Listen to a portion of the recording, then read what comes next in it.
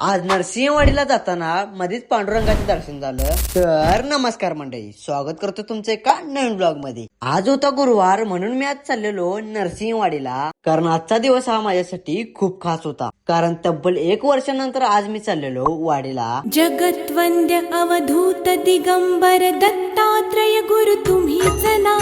जगत्वंद्य अवधूत दिगंबर दत्तात्रय गुरु तुम्हीच ना. अनन्य भावे शरणागत मी.